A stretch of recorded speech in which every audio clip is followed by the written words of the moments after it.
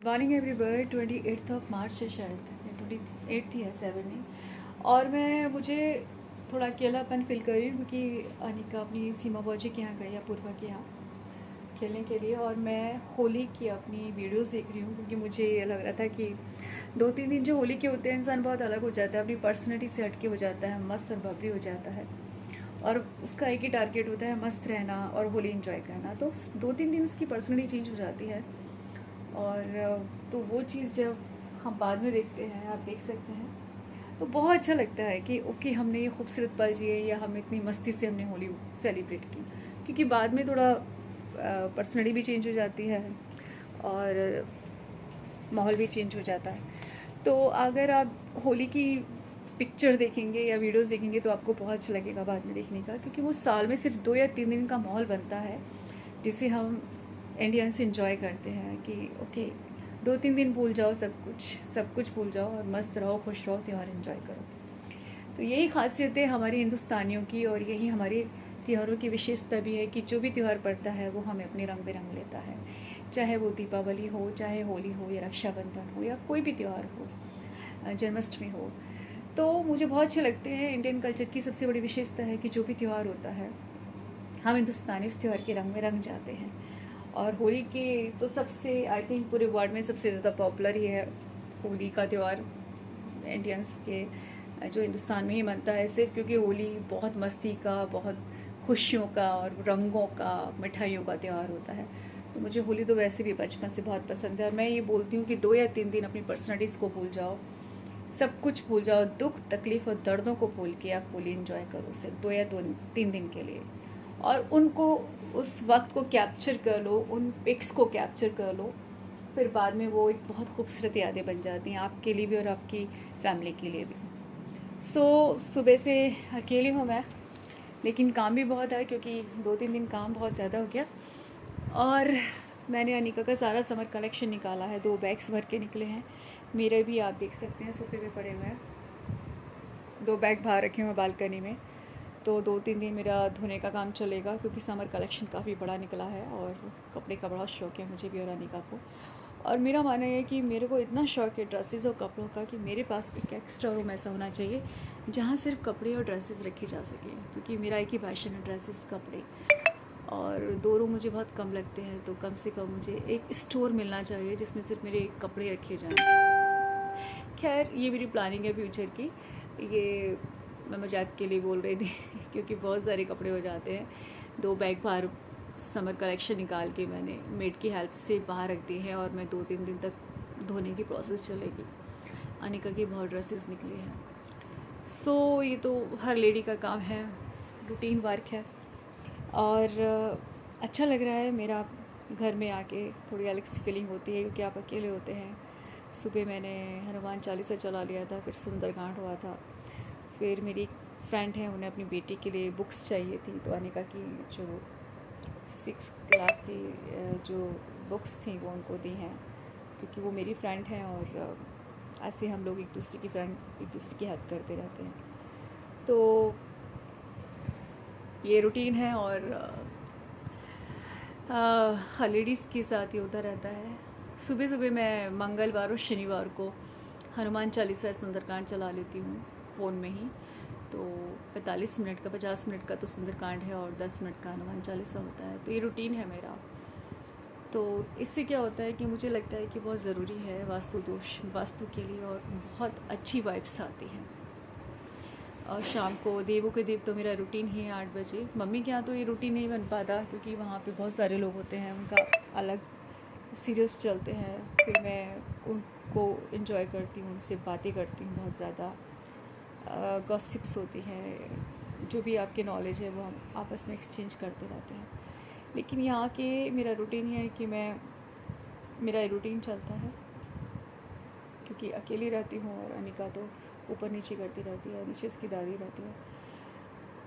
8 बजे मैं देवों के देव को नहीं बोलती, बहुत अच्छा सीरियल है और सबको वॉच करना चाहिए, फुल ऑफ नॉलेज। आजकल भगवान श्री राम के ऊपर चल रहा है वो।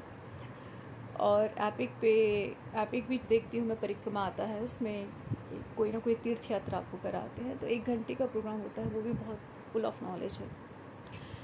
सो ये मेरा रूटीन है कि मैं सुबह हनुमान चालीसा सुंदरकांड चलाती हूँ, और डे के अकॉर्डिंगली, जैसे वेडनेसडे को गणेश जी की पूजा, या हनुमान चालीसा तो रोज़ ही चलता है, लेकिन वेडनेसडे पे फिर गणेश जी की पूजा होगी, बृहस्पति पे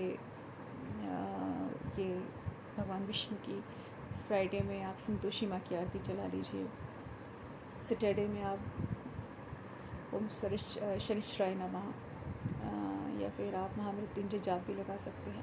संडे गायत्री मंत्र का डे होता है, और भगवान गायत्री मंत्र से ही भगवान सूर्य की पूजा की जाती है। तो हमारे हिंदुस्तान में डे के अकॉर्डिंगली कपड़े पहने जाते हैं, और उसके अकॉर्डिंगली ही आरती लगाई जाती है। तो एक बहुत बड़ी खासियत है, मतलब एक बहुत साइंटिफिक है, बहुत एक मैनेज्ड हिंदुस्तानी कल्चर होता है कि आप ड्रेस, कपड़े का रंग भी निर्धारित ही होता है लगभग, जैसे कि मंडे में वाइट बोलते हैं, ट्यूसडे में आपको ऑरेंज या लाल बोला जाता है, वेडनेसडे में ग्रीन बोला जाता है, एंड थर्सडे में आपको पीला, फ्राइडे में वाइट, लेमन और वाइट वगैरह, एंड सैटरडे में ब्लैक कलर, संडे में भी वाइट कलर बोला जाता है। तो हिंदुस्तान में हर चीज़ का, जैसे हर त्यौहार का एक अलग माहौल होता है, अलग ड्रेस गेटअप होता है, और हर डे का एक अलग कलर होता है, हर डे की एक अलग आरती होती है। तो बहुत ही वैरायटी से, बहुत ही साइंटिफिक है सनातन धर्म, मेरा मानना ये है। क्योंकि आप देखेंगे कि हिंदुस्तानी कल्चर को आप जब देखेंगे, जैसे जैसे मौसम चेंज होता है, या माहौल चेंज होता है, या ऋतु चेंज होती हैं, और जैसे जैसे त्यौहार आते हैं, वैसे वैसे इंसान का मन भी हो जाता है, वैसे वैसे माहौल भी बनता है। तो हिंदुस्तानी जो कल्चर है, सनातन धर्म, लगभग 2 अरब साल पुराना है, और बहुत ही साइंटिफिक है। मतलब जो साधु साइंटिस्ट थे, जिन्हें सबका ज्ञान था, वेदों का, शास्त्रों का, जिन्हें हर चीज़ का ज्ञान था, प्रकृति का ज्ञान था, और इंसान की मनोभावनाओं का ज्ञान था, इंसान की मन का ज्ञान था, दिल का ज्ञान था, आत्माओं का, उसके जो अंदर आत्मा होती है उसका ज्ञान था। तो देख सकते हैं, इन सबको ध्यान में रख के ही इस कल्चर का निर्माण किया गया था, और इन सबको ध्यान में रख के ही 30 त्यौहार मनाए गए थे, और 30 त्योहारों में रंग डाले गए थे। क्योंकि होली एक ऐसा त्यौहार आता है जब आप सब कुछ भूल जाते हैं, पुराने जितनी भी दुख तकलीफ़, उसको आप होली की अग्नि में जला के एक नई ज़िंदगी की शुरुआत करते हैं, रंगों से आप सेलिब्रेट करते हैं। तो 2-3 दिन जो माहौल मिलता है, उसके बाद ये बहुत बड़ी थेरेपी होती है। देन अब उससे बाहर आके तब आप थोड़ा अपने रूटीन कामों में लगते हैं, जिम्मेदारियों में लगते हैं। उसके बाद आती है आपका नवरात्रि। 2 तारीख से, 2 अप्रैल से नवरात्रि है। तो 9 दिन का जो है पूजा पाठ बहुत ज़्यादा होती है। दुर्गा सप्तशती, दुर्गा चालीसा पढ़ा जाता है, सुबह शाम की पूजा होती है। जो आसपास मंदिर होते हैं वहाँ कीर्तन होते रहते हैं। वो कीर्तन एक थेरेपी होते हैं। अगर वो कीर्तन भी आपके कान में पड़ रहे हैं तो आप एक बहुत बड़ी थेरेपी गेन कर रहे हैं। आपको हील हो रहा है, आप अंदर से, आप दुखों से बाहर आ रहे हैं, आप ईश्वर से जुड़ रहे हैं, आप प्रकृति से जुड़ रहे हैं। और यहाँ पर किसी न किसी घर में कीर्तन होता है, और 9 दिन में हर घर में कीर्तन होता है। हमारे घर में भी 1 या 2 बार होता है। तो वो कीर्तन जो होता है वो एक बहुत बड़ी थेरेपी है। सिंगिंग, म्यूज़िक और ईश्वर की आराधना, इस ईश्वर की स्तुति, जिसमें कि आप ढोलक, ड्रम बजते हैं या फिर मंजीरे या जो भी बजते हैं, दैट वाज थेरेपी। इंसान हील होता है अपने दुखों से, अपनी तकलीफ़ों से, रूटीन ज़िंदगी से। तो मेरा कहने का मतलब है कि जो हिंदुस्तानी कल्चर है, हिंदुस्तानी 30 त्यौहार है, सनातन धर्म है, वो पूरा तरह साइंटिफिक है। और ह्यूमन,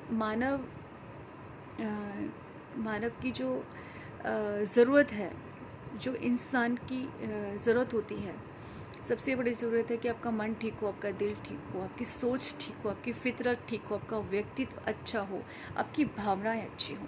इन सब को ध्यान में रख के 30 त्यौहार मनाए जाते हैं। इन सब को ध्यान में रख के हर चीज़ क्रिएट की जाती है। 9 दिन कीर्तन होंगे, 9 दिन तक आप पूजा करेंगे सुबह शाम। पूजा एक बहुत बड़ी हीलिंग है, बहुत बड़ी थेरेपी है। कीर्तन बहुत बड़ी थेरेपी है। सिंगिंग, ईश्वर के जो भजन करोगे वो बहुत बड़ी थेरेपी है। दुर्गा सप्तशती पढ़ोगे, आप ज्ञान के कांटेक्ट में आओगे, आप फालतू की चीज़ों से बिल्कुल दूर हो जाओगे। एक नेगेटिव जो बुरी चीज़ होती हैं, जिनका कोई मतलब ही नहीं है, उन चीज़ों से आप दूर हो जाओगे। तो मेरा आपसे मतलब मेरा कहने का मतलब ये है कि हिंदुस्तानी सनातन धर्म बहुत साइंटिफिक है, बहुत लॉजिकल है, बहुत ज़्यादा एक तरह से थेरेपी है, एक तरह से इंसान की मानव की जितनी भी मानव सभ्यता की जितनी भी ज़रूरत होती है उनको ध्यान में रख के इसका निर्माण किया गया है। और ये सर्विसिस्ट है। इसका खान पीन, जो व्रत पूजा, जो व्रत में आप खाना खाते हैं वो बहुत ज़्यादा हेल्दी होता है, पौष्टिक होता है और बहुत ज़्यादा सिंपल होता है। जैसे कि मैं चावल आलू टमाटर बनाती हूँ हरी मिर्च डाल के, तो वो बहुत सिंपल सा खाना होता है, वो बहुत हेल्दी फूड होता है। और या आप सिर्फ फ्रूट खाते हैं, तो ये बहुत बड़ी, ये ह्यूमन जो बॉडी शरीर होती है उसके लिए बहुत ज़रूरी होता है, बहुत अच्छा होता है। तो हमारे व्रत के जो खाने होते हैं वो भी बहुत ज़्यादा साइंटिफिक होते हैं, वो बहुत ज़्यादा हेल्दी होते हैं। और मेरा मानना ये है कि हर चीज़ सनातन धर्म से ज़्यादा साइंटिफिक कुछ नहीं हो सकता। तो मैं देवों के देव देखती हूँ, तो उसमें तो हर चीज़ का बहुत ही लॉजिकल सीरियल बनाया गया है, हर चीज़ को बहुत रिसर्च करके बनाया गया है, हर चीज़ को बहुत बारीकी से रिसर्च करके बातें, उनके जो डायलॉग्स होते हैं, बहुत सुंदर सीरियल है। शिमारो पे 8 बजे आ रहा है और हर इंसान को वो सीरियल देखना चाहिए। उसके बाद आप ईश्वर के इतने करीब आ जाएंगे, आप सनातन धर्म को जानने लगेंगे, आपको सच्चाई का पता होगा, किसी चीज़ का क्या मतलब है, लॉजिक है, कोई चीज़ क्यों है, ये आप इसका आपको ज्ञान होगा। और जब आप ज्ञान के कांटेक्ट में आते हैं, ईश्वर के कांटेक्ट में आते हैं, तो फालतू चीज़ों से बिल्कुल दूर होते जाते हैं। आप ईश्वर के करीब रहेंगे, आप सिर्फ अच्छे लोगों के कांटेक्ट में ही रहना चाहेंगे, आप अच्छी चीज़ों को चुनेंगे, आपकी फितरत, आपकी सोच, आपका व्यक्तित्व बहुत ग्रांड होगा, बड़ा होगा, अच्छा होगा। आप अच्छे कर्म करेंगे और दूसरों को अच्छे कर्म करने के लिए प्रेरित करेंगे। यही सनातन धर्म का उद्देश्य है कि आप अच्छे कर्म करें और अच्छे कर्म करने के लिए दूसरों को प्रेरित करें।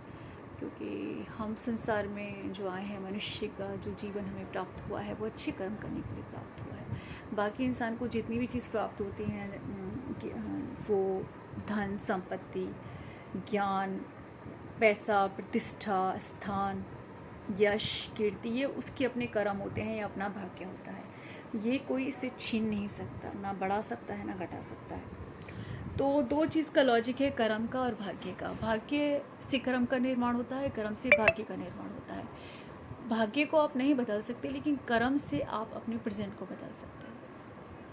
तो भाग्य और कर्म एक दूसरे के साथ चलते हैं। अगर आप कर्म से भाग्य और भाग्य से कर्म दोनों बदल सकते हैं, तो ये बहुत बड़ा लॉजिक है। और बहुत ये है कि आप हमेशा ज्ञान अर्जित कीजिए, योगा कीजिए और कुछ ना कुछ अच्छे कर्म करते रहिए। ईश्वर कृष्ण भगवान ने कहा है कि हर इंसान को कर्म करना चाहिए। कर्म का लेवल अलग होता है कि किसी किसी इंसान की क्षमता सिर्फ घर चलाने की होती है, किसी किसी की देश को चलाने की होती है। कोई सिर्फ अपने लिए या कर पाता है, कोई अपने परिवार के लिए करता है, कोई पूरे समाज के लिए करता है, कोई देश के लिए करता है, कोई पूरी दुनिया के लिए करता है। ये उस इंसान की अपनी क्षमता होती है। तो हर इंसान अपनी अलग क्षमता होती है, अपनी क्षमता के अनुसार इंसान को काम करना चाहिए। अगर आप घर का काम कर सकते हैं तो घर का कीजिए, बाहर का कर सकते हैं तो बाहर का कीजिए। लेकिन कर्म इंसान की पहचान है, उसका लेवल अलग होता है, क्योंकि हर इंसान की ज्ञान अलग होता है, क्षमता अलग होती है, काबिलियत अलग होती है। तो हर इंसान को अपनी योग्यता और काबिलियत के अनुसार काम करते रहना चाहिए, मेरा मानना है। ये ज़रूरी नहीं है कि आप घर में ही घर का ही काम करें, या घर का काम घर का काम कर सकते हैं, घर का काम करें। लेकिन अगर आपका क्षमता, आपकी योग्यता, काबिलियत बड़े बड़े काम करने की है, तो आप बड़े बड़े काम कीजिए, क्योंकि ईश्वर हर इंसान को उसकी काबिलियत के अनुसार योग्यता देता है। तो ये बहुत गहरी बातें हैं। आप देवों के देव देखेंगे तो आपको पता चलेगा कि भगवान गणेश जी को प्रथम पूज्य क्यों माना गया, क्योंकि उनमें बहुत काबिलियत थी, उनमें बहुत ज्ञान था, उनमें बहुत बुद्धि थी। तो सारे देवी देवता जो उनकी उम्र से इतने बड़े थे, जिन्होंने इतने इतने बड़े काम कर रखे थे, जो इतने टाइम से सृष्टि के संचालन में लगे हुए थे, उन सबको छोड़ के छोटे से 5-6 साल के, 7-8 साल की गणेश जी को ही प्रथम पूज्य की उपाधि प्राप्त हुई थी। तो आप देखेंगे क्योंकि उनमें ज्ञान बहुत था, बुद्धि बहुत थी, उनकी योग्यता, उनकी काबिलियत को ध्यान में रख के उन्हें ये सम्मान दिया गया था। मेरा मानना ये है कि आप जब इस तरह के सीरियल देखते हैं तो आप बहुत ज़्यादा, आपका व्यक्तित्व बढ़ता है, आपकी सोच, आपकी बुद्धि का विकास होता है। तो मेरा मानना है कि सनातन धर्म सर्वश्रेष्ठ है। और मैं तो ब्राह्मण भी हूँ, तो बचपन से मेरे घर में पूजा पाठ का बहुत माहौल था। और जिस जगह में पैदा हुई थी वहाँ तो बहुत पूजा पाठ थी। वहाँ तो नवरात्रि का सेलिब्रेशन, जन्माष्टमी का सेलिब्रेशन, होली का सेलिब्रेशन बहुत ग्रांड लेवल पे होता था। और मुझे याद है कि हमारे घर मेरी मम्मी बहुत पूजा पाठ वाली थी, तो बचपन से ही मैंने पूजा पाठ का माहौल बहुत देखा है, इसलिए पूजा पाठ मेरे अंदर थी। पढ़ाई की वजह से मैं नहीं कर पाती थी। आज मेरे पास टाइम है तो मैं इसमें जा चुकी हूँ। और मुझे लगता है कि हर इंसान को पूजा पाठ में, धर्म में जाना चाहिए। धर्म से सर्वश्रेष्ठ कुछ नहीं है। तो आपसे बात करके बहुत अच्छा लगा, और इसी तरह मैं अपने व्यूज़ आपको शेयर करती रहूँगी। Thank you, bye.